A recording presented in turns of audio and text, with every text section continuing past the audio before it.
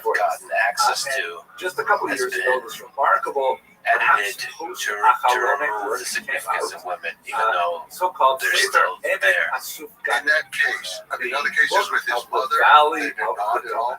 But I think in that case, because what happened is it's all most about of these women had few offspring because their husband was gone to on the war. holiday. And Al-Thani, of course, she married several times. Sometimes hundreds of the pages, sons of all the last about one, you know. eating But donuts. they were going off to war, and So they weren't reproducing very. Only one Tzitzikin, who was ruling in Siberia, post she was the one that who had a whole bunch of daughters.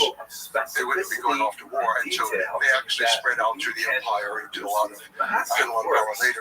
What happened was the area for related to something as for example, was then taken over by and it Kublai Khan. remains to be seen. And then the areas, all the Turkic areas, one by one, were taken over by I don't know how long this their will last. nephews as they died out. Not in their whole on the lifetime. horizon, They but didn't kill them in at all. But as they anyway, died out, I hope you found then, this brief lecture took it useful. over. And so then they just wanted to kind of erase it. It's like, Subscribing no, Northern China, even though it was Pakistani, it always was Mongol. Thank you very much. She was ruling because her husband was Mongol and her sons were Mongol. Therefore, they had the right to rule it. So they cut out the women for those reasons. I think any time it threatened the power of a particular man. Then there are other little things that are added in there. Sometimes you can find a phrase that that phrase was not in the original. Yeah. In studying human history, what have you learned about human nature and just the trajectory of humanity throughout the past several millennia? I tend to have a certain love for individuals and persons, but not a love for people in general, and especially not for institutions. I tend to have a great suspicion about almost everything, mistrust in institutions over and over. And I think that's my own prejudice, and then I find reasons to support that. And Genghis Khan was very good at destroying a lot of institutions or bringing them to heel within this empire. So then I like that, and I stress that, and I see those things. I think that's one thing, but other things that I learned from the Mongol people in general, not just about their history at all, but how it's possible to live for thousands of years in a place that for many people is not the most beautiful in the world. It's austere. You ever been up mountains and some trees and then a big band of steps and then a big band of sand and gravel? For many people, it would start appealing. It's just open. There's too much space. It's like we need to build something. Or you can have a condo right there. You can have a building. We can sell off. They haven't given in to that. They really value their country. They protect their country. Even now, only 1% is privately owned. They keep it down, and they're only in records. Farm and city count as one category. Because it's several people. It doesn't matter if they're all several people. Welcome. They live there. Can you hear me? That Genghis Khan would return to love. If he returned Yo, to the capital city, he would what's up, Bigfoot Jones? He would have no idea. How you living, pimp? Long time no see. I have the hat, I have the belt buckle, I have the tail that's all embroidered. You know, yeah, I'm Mongol. And geez, I said, where's your horse? Oh, keep it in the countryside. You know, but he would recognize the city. But it's still his country, his people. They worship him in a literal sense, not the way we would worship God asking for favors, but in the sense of worshiping him with praise. They have so many songs to praise him. And about half of the hip hop in the country is in praise of Genghis Khan. You know, it's something we can't understand because when we pray, we're usually saying, you know, oh, thank you, God, for this and that and the other, and you're so wonderful, and I love you so. Would you please give me, and would you please do this, and would you please stop this pain in my knee? We're asking for things all over the place. But Genghis Khan, no one ever asks for anything. They just honor him. They just praise him and honor him. If I wanted to visit Mongolia, What would you recommend? What's the right way? I'll start with my home. Start there. You come over here. This is nice valley. Have a nice valley here. I think almost any direction you go outside the city is going to be interesting. It kind of depends a little bit on who you're with. Yo, Pimp, how are you? People go south to the Gobi and they do a loop to the Gobi and around. Kicking ass, taking names. How have you been? And then they circle back to the city and they stop off to see it.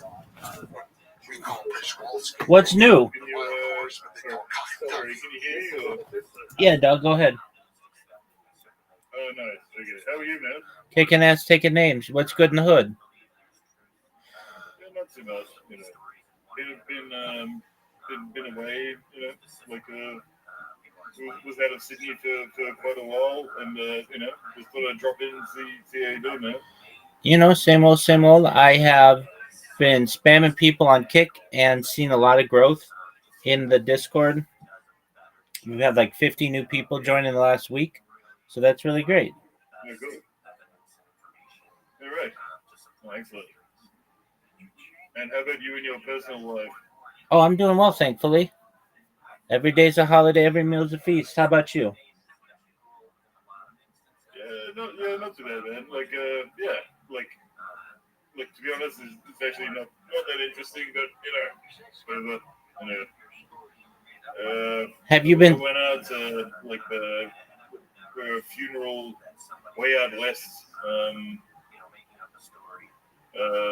last week. Like Perth? Way out west of the country, Australia. Yeah.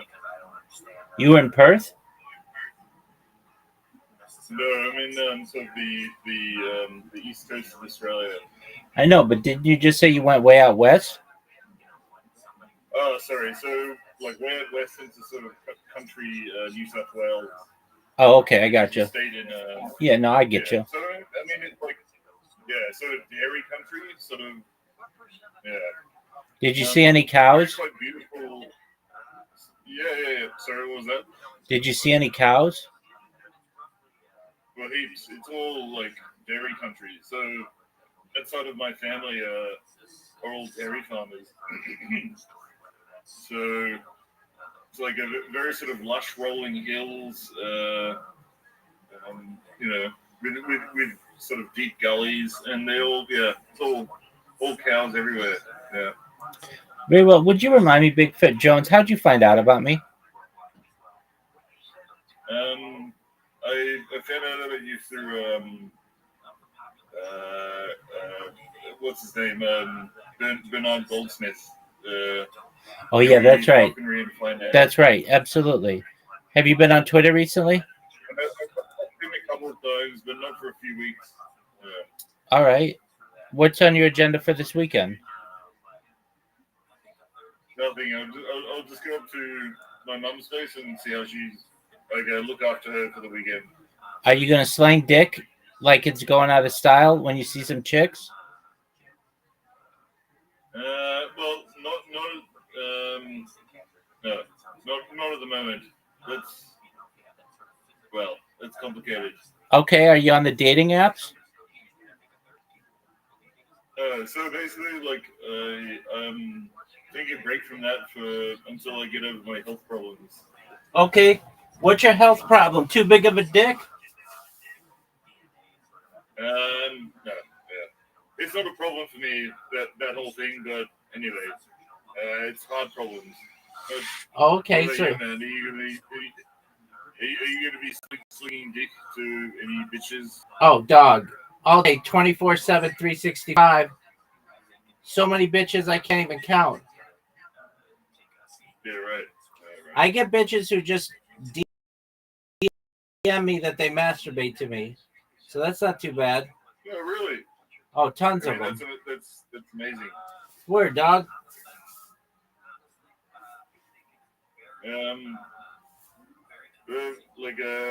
Well, I don't think I've ever come on to Discord when you've not been in your on the camera.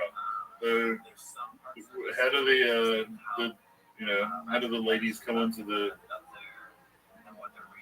well, how do you meet ladies? I guess. Oh yeah, sure. So I mean, I'm focused on streaming for right now, so I don't have any chicks in mind. But I get chicks who just come in here with their toys and just masturbate in front of me on camera, and I can't say that that's not a bad thing. Or I get girls who just want to text and have dirty sexting, which is cool. And then I get chicks who are like, "Can I masturbate to you?" And I'm like, "Do whatever the fuck you want." I mean, I'm not the Oh my god. guardian. And then I get chicks who they get like obsessed, and they're like, "I cannot have sex with my spouse without thinking about you." And I'm like, "Okay, well, Oh whatever." my god. Are you kidding? No way. Yeah, Oh, because wow. it's known as mere exposure effect. The more that you expose yourself to someone over the course of time, the more they generally have a positive view of you, and their behavior, your like, starts to become influenced. Okay. Yeah, right. Wow. Interesting. Yeah. Word, dog. So yeah, at least Okay. in terms of chicks, I got to keep them off of the stick sometimes. I get a lot of guys, which I do my best to stay away from, but there are a lot of guys who become obsessed with me, and that kind of stuff. But that's not my thing. But girls, if they're 18 years old or older, then yeah, I don't mind to do whatever makes you happy. Yeah, okay. All right. Like it. Yeah, good. Absolutely. Yeah. Well, how have you been?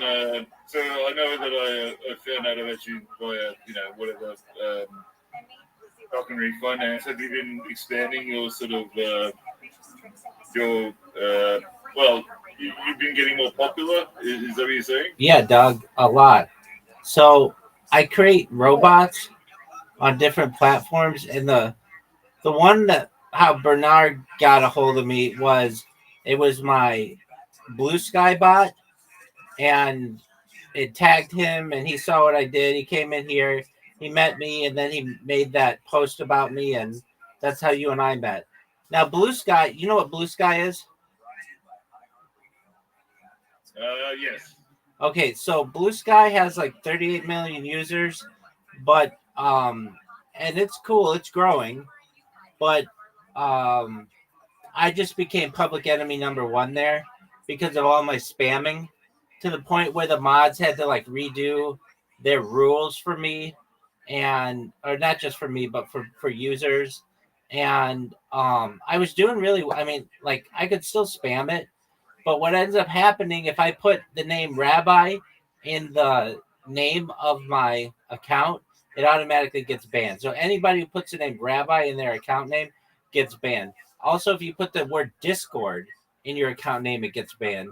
So I'm like, those are two words that I use a lot, but they just recognize that I was just really just spamming the whole platform 24/7 with that.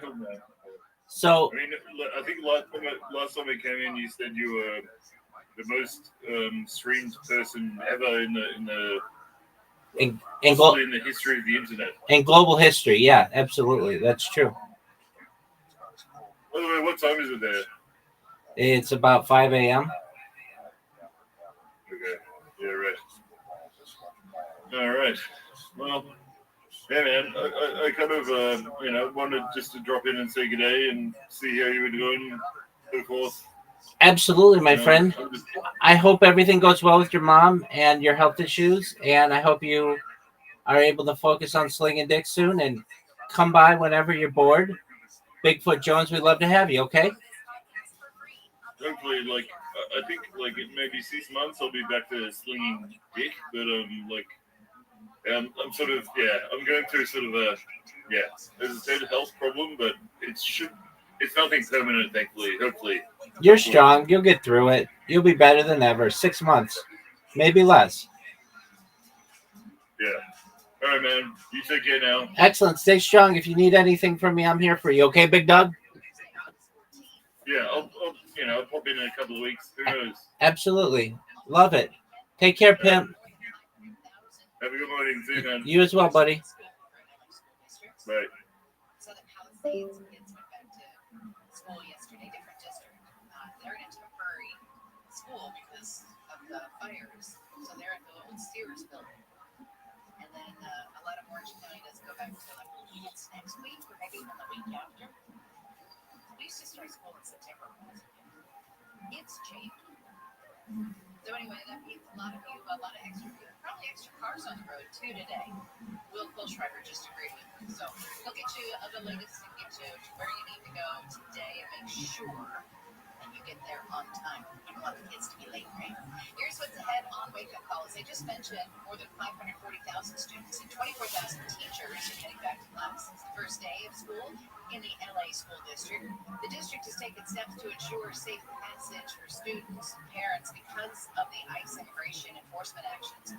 And that includes changing bus routes to better serve immigrant families. A fire burning in the Grapevine near Gorman has charred about 200 acres. It's 0% surrounded. The fire burning in San Luis Obispo and Santa Barbara County continues to grow. It's now burned almost 133,000 acres and is 41% surrounded. Evacuation orders this morning still in effect.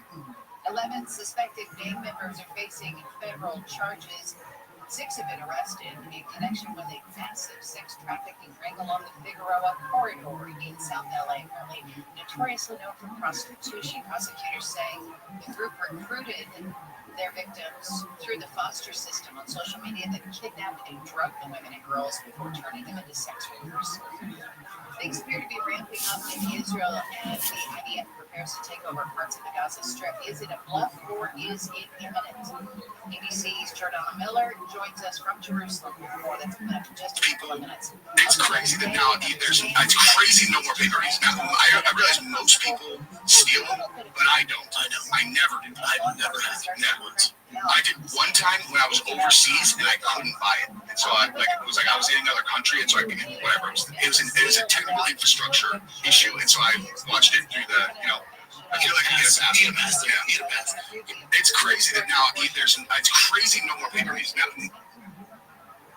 Let's get started with some of the stories coming out of the KFI 24-hour newsroom.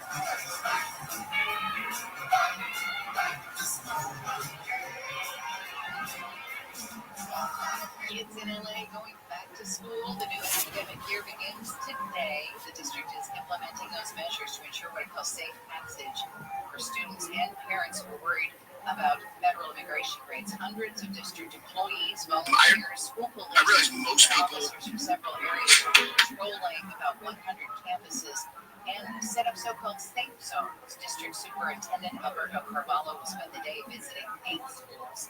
LA Mayor Bass calling for an end to the federal immigration raids in the city. She's expected to join leaders and community members from the West Side this morning to speak against what they call the discriminatory and reckless immigration raids and the administration's chaotic escalation of its tactics. There you go. So Possibly intoxicated man has been removed from a plane that was on its way to LA after flight attendants and pilots say he was yelling racial slurs and fighting with flight attendants and other passengers. CBS. That makes sense. Why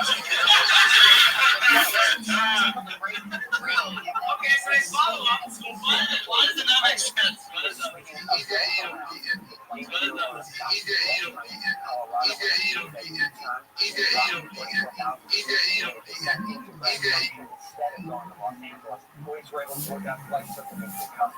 The plane later landed safely in LA. Governor Newsom says California will move forward with drawing up a new congressional map. The governor not holding back in an all-caps post on X calling President Trump Taco Trump. Newsom said Trump missed the deadline and California will now draw, quote, more beautiful maps that will end the Trump presidency and allow Democrats to take control of the U.S. House of Representatives. The announcement comes as Texas Republicans attempt to redraw congressional maps to get 5 additional seats in their party's favor. Spokesperson for California State Assembly Speaker Robert Rivas confirmed to ABC that the state legislature is aiming to release draft maps on Friday. A report for KFI News. All caps X post. I think it's just gotten so out of control. Crazy. Did he end it with thank you for your attention? Oh, he did. Here it is. Liberation Day, many are calling it. Thank you for your attention to this matter. GCN. Ooh, what's Gavin Newsom's middle name? I'll have to Google it. I'll do that while Will is getting us the first look at our morning commute. We got a truck crash in the Grapevine on the 5. There we are. Yeah, we've got two big things actually happening on the 5. First of all, south by the Template Highway, we've got a crash involving a tanker truck. The 2 right lanes are blocked. There is a slowdown behind this as they work to clear this. And that's on the southbound side of the 5 and Template Highway. And then in the Grapevine area, this is going to be right around the back. Looks like we have a fire burning. There's yet another fire burning off the side of the 5 freeway. All the lanes are open. We might still have some on-ramps and off-ramps closed between Smoky Bear Road and Vista del Lago. Keeping an eye on that. And just be aware that you're going to see firefighting operations if you head north of the 5 from the Grapevine. Although the main line lanes are open and there are no huge delays. One more thing, beware. And in Inland Empire, it's about 2:15 at last week's crash being worked on. Otherwise, most of the freeways moving at full speed. To surprise you with Southern California's most accurate traffic report. It's right now. It's Christopher.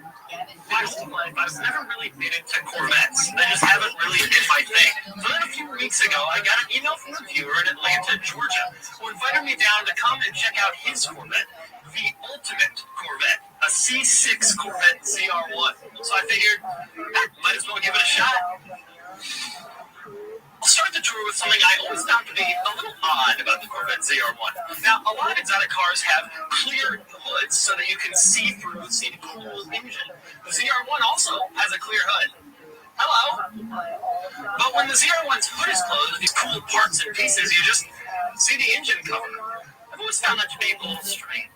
Climb inside, though, and it looks like a regular Corvette. The base price of the ZR1 was $105,000 just 8 years ago, and inside, well, regular Corvette buttons and center screen, regular Corvette climate control vents, regular Corvette shift lever and center control stack, regular Corvette dashboard and floor mats, regular Corvette manual reclining seats, regular Corvette gauges with a little ZR1 logo, regular Corvette stalks for the turn signals and the windshield wipers, regular Corvette switchgear for the climate controls, and a regular Corvette parking brake that sticks up out of the center console. It even has that regular GM font for the odometer and that typical General Motors green glow for the heads-up display. And let's be honest, on the outside, it looks pretty regular too. Considering this is a 6-figure ultra Corvette with 638 horsepower, you have to admit that most people would probably look at it and think it's just a Corvette. But then again, none of this stuff really matters if it's amazing behind the wheel. So, how does it drive? I started off on normal roads.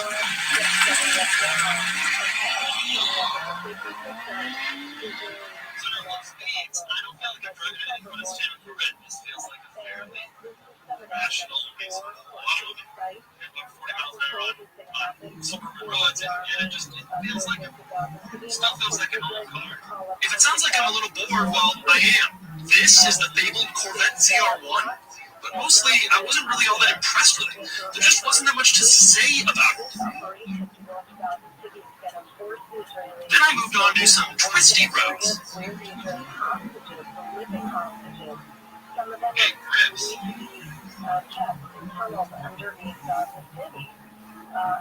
Certainly doesn't handle like a minute car.